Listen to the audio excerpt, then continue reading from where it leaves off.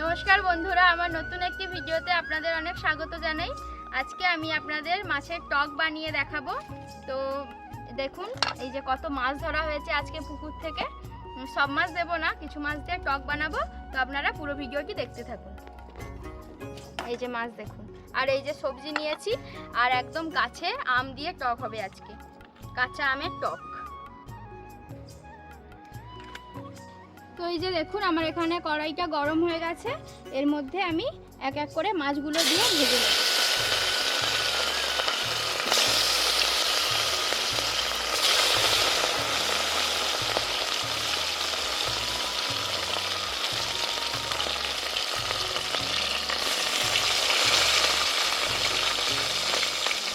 এই যে দেখুন, আমার এখানে মাছটা ভাজা হয়ে গেছে। এখন আমি এই যে মাছটা তুলে নেব।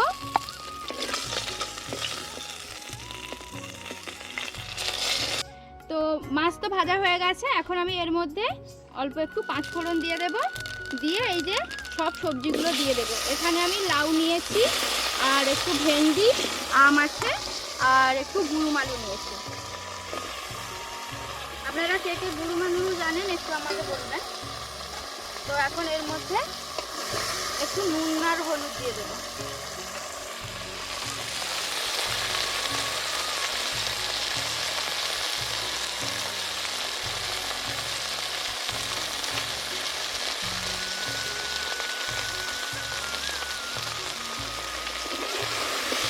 নিয়ে এটাকে একটু হালকা করে ভেজে নেব।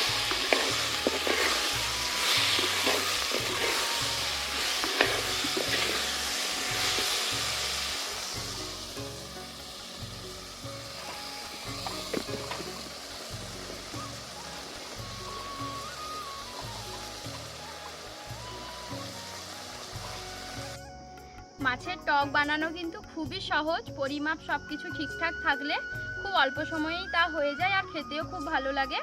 আর বিশেষ করে এই গরমের দিনে এই যে কাঁচা আমের টক খেতে খুবই ভালো লাগে। আর শোল মাছ দিয়ে হলে তো কোনো কথাই নেই, আমশোল। কিন্তু আমি আজকে পুকুরে যা মাছ পেয়েছি তাই দিয়েই বানাচ্ছি। আর আমাদের এই মেদিনীপুরে কিন্তু টক খুব বিখ্যাত, টকের ঝুড়ি মেলা ভার আছে। তো আমাদের মেদিনীপুরে বেশিরভাগ বাড়িতেই কিন্তু এই গরমে দুপুরে টক ভাতই হয়। টক আর আলু ভাতে খুব তাড়াতাড়ি হয়ে যায়, আর খেতেও খুব ভালো লাগে। এই যে দেখুন, এখানে আমার টকটা খুব ভালোভাবে ফুটে গেছে, আর সবজিও প্রায় সেদ্ধ হয়ে গেছে। এবার আমি এর মধ্যে ভেজে রাখা মাছগুলো দিয়ে দেব।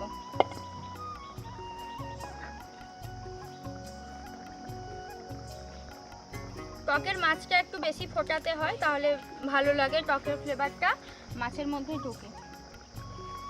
আর টকে কাঁচা লঙ্কা দিলে খেতে ভালো লাগে, আর গন্ধটাও ভালো আসে, তাই আমি দুটো কাঁচা লঙ্কা ফাটিয়ে দিয়ে দেব।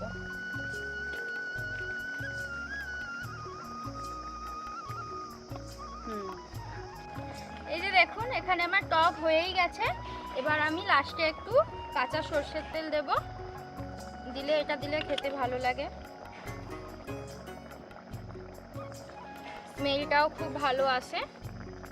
এই যে দেখুন, টক আমার একদম রেডি। তো এখন আমি এটা ঢেলে নেব।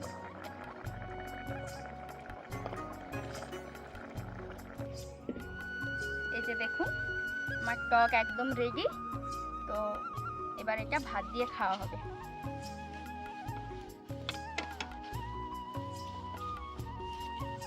আজকের ভিডিওটি এই পর্যন্তই। দেখা হচ্ছে পরের আবার একটি ভিডিওতে। পুরো ভিডিওটি দেখার জন্য অসংখ্য ধন্যবাদ।